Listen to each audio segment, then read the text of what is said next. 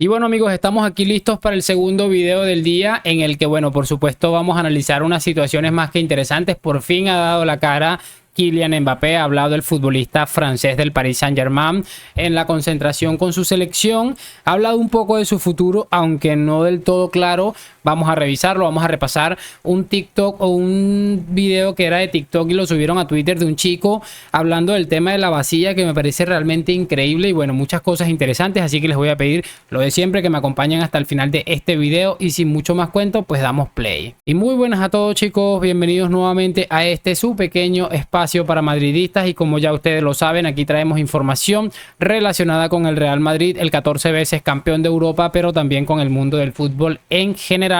Y chicos, vamos a repasar lo que les estoy diciendo, situaciones interesantes que me estaba encontrando.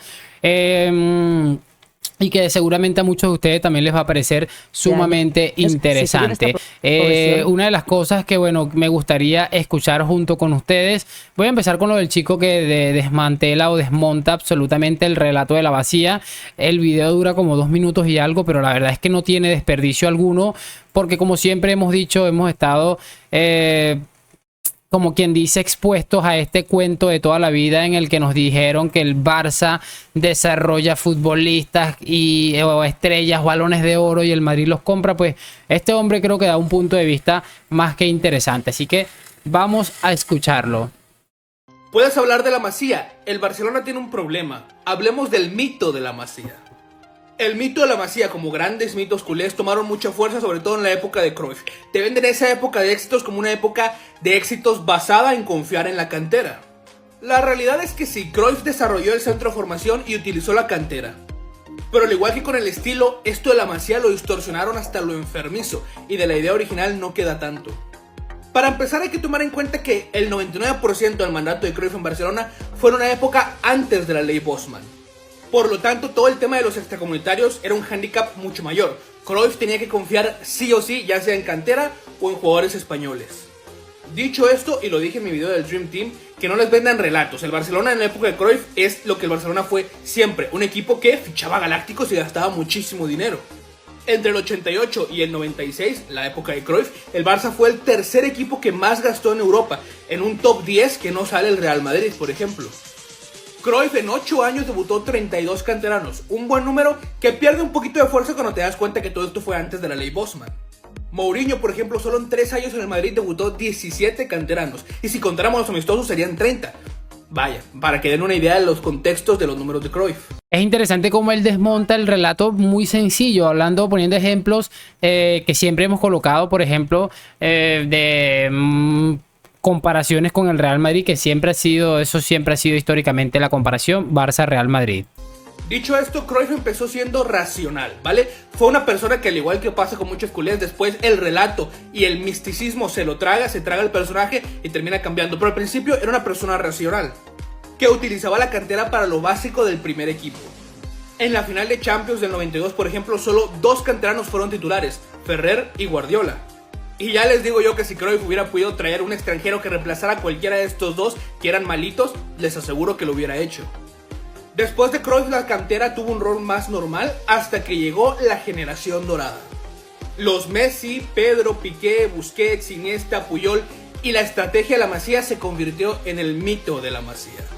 Empezaron a vender que históricamente eran un club de cantera y que todos los canteranos tenían que ser material del primer equipo, cosa que nunca pasó. Y ojo, canteranos sí, pero los Puyol, Busquets, Pedro llegaron con 16, 17 o más años al Barça.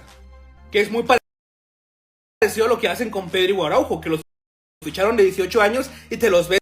Ahí termina el video. Es que es brutal, el desmantelamiento del relato es exagerado, de verdad. Me causa curiosidad y me gustaría ingresar al TikTok de este chico para poder entender qué es lo que ha dicho. Me gustaría de verdad ingresar a ver qué le han dicho en los comentarios, porque, por ejemplo, ayer yo subí un TikTok y un Reel a Instagram en donde básicamente les decía 4 verdades. Les decía, a ver, si el Real Madrid supuestamente es el equipo corrupto, alguien que me explique por qué es el único que tiene bajo la lupa y bajo constante disputa a las entidades o a los entes del fútbol español. O sencillamente alguien que me explique por qué hay tanta diferencia en el tema arbitral en cuanto a resultados arbitrales o saldo arbitral entre Real Madrid y Barcelona, no solamente en los últimos 20 años, que ya es bastante, sino en esta misma temporada. Y evidentemente nadie supo responderlo. Este video me causa curiosidad y lo voy a ir a buscar a ver si, no ahorita porque estoy grabando, pero sí lo voy a buscar porque me pareció bastante interesante y me encanta leer estos lloros, me encanta leer los lloros. Vamos a escuchar ahora algo de Luis Enrique, que haciendo con sus temas del stream, de la cosa, habla un poco sobre una hipotética final en la que tendría un camino enfrentándose a equipos españoles según él, pero no le parece tan conveniente enfrentarse a un español en la final, que el único que con esa posibilidad es el Real Madrid, así que mucha atención. ¿Quién te gustaría en las semis si pasas, mister? El que sea el mejor. Hombre, por una parte está la vena de que sea español, pues el Atlético de Madrid. Y si pasa el Dortmund, hombre, me gustaría quizás más el Atlético de Madrid. El Dortmund, habíamos quedado con su entrenador de vernos en la final. Eso ya va a ser imposible cuando nos enfrentamos en la fase de grupos. Fijaros que de aquel grupo que nos tocó pasamos los dos equipos. Fuimos el único grupo en el que pasaron los dos. Y ahora ya estamos en cuartos los dos de aquel grupo. O sea, imaginaros aquella dificultad. Quedó fuera Milan y Newcastle. Quizás por la vena española, pues el Atlético de Madrid. Volver a España, estaría bien. Estaría bien. Octavos, cuartos, semifinal en España. La final tiene que ser en Londres. Y ahí ya no sé si quiero un equipo español. Ahí tengo un amigo que es Pep o otro Mikel Arteta, que estaría bien jugarme la final con ellos. Lo bueno de jugar los cuartos con el Barça es que si me elimina, pues me elimina mi equipo, mi segundo equipo. Mi primer equipo es el Sporting, ya lo sabéis.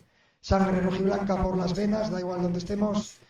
Y luego, por supuesto, culé. Bueno, ahí está lo que les comentaba. El audífono me estaba presentando problemas, por eso me vieron ahí con un ajetreo por aquí, porque de verdad no sé qué sucedió. Pero bueno, tocará colocarlo en los parlantes. Lo que pasa es que los parlantes a veces, por bajito que los coloque, se termina colando en el micrófono en una parte que no entiendo. Pero bueno, en fin. Lo importante de todo esto, Luis Enrique ha dicho básicamente que el Atlético, que la vena española, que la madre no sé quién. Por cierto, me parece ridículo que diga, no, si nos eliminan estaré contento porque los eliminará en mi equipo, mi segundo equipo, que es el Barça. Qué loco, de verdad. Esta gente es una cosa increíble. Pero en fin, lo importante de todo esto es que Luis Enrique ha dicho que no sabe si quiere a un equipo español en la final. Y como les digo, el único equipo español con posibilidades de meterse en la final de la Champions League, obviamente contando con que el PSG es finalista, es el Real Madrid. Entonces deja un mensaje bastante claro, respeto absoluto. Mucha gente le llama miedo, yo creo que es respeto a la historia, a muchas cosas. También Luis Enrique es muy de tirar doble sentido, le aprendió mucho eso a Guardiola. Y podría estarse refiriendo perfectamente al tema al mito de toda la vida de que los árbitros, que el Real Madrid. Entonces no sé, a mí por lo menos a mí me gustaría saber sus opiniones, pero yo creo que es un poquito más de respeto y de saber más o menos cómo va la cosa. Quiero que escuchemos ahora muy rápidamente a Juanma Rodríguez, porque ha dicho algo también muy interesante, y creo que todos vamos a estar de acuerdo con esto que va a decir Juanma, chicos. De verdad me parece excesivamente brillante, así que muchísima atención. Tratan de buscar, sí, y dice Cristina, sí, porque ese run run,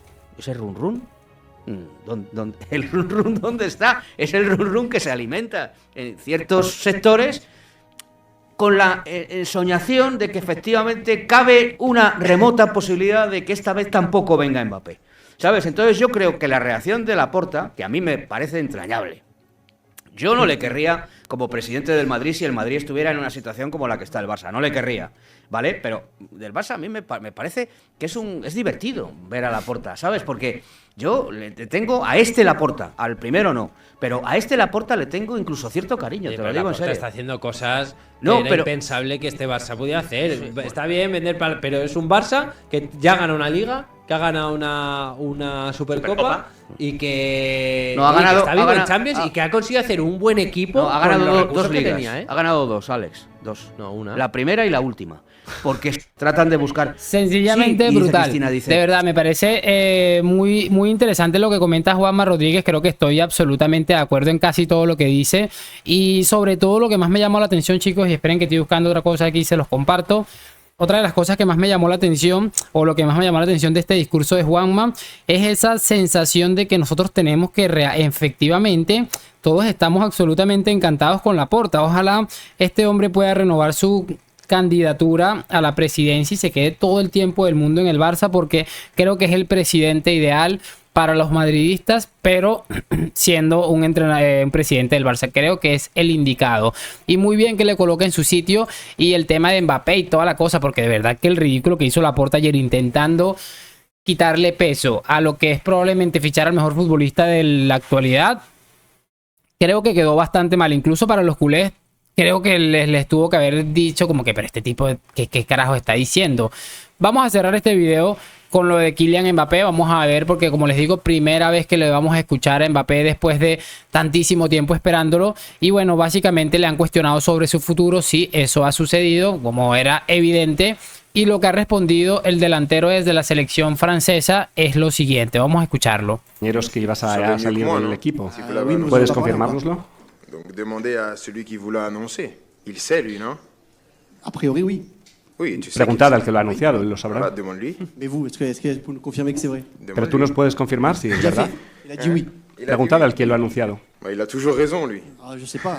El que lo ha anunciado ha Si, dicho je sais que qu'il sí. a toujours raison, lui. Après, Y él siempre tiene razón. Oui.